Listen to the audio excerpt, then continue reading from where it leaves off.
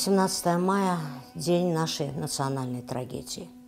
И сколько бы лет ни прошло с того времени, пепел тех, кто погиб во время депортации, кто умер от голода, болезней, невыносимых условий жизни в первые годы ссылки.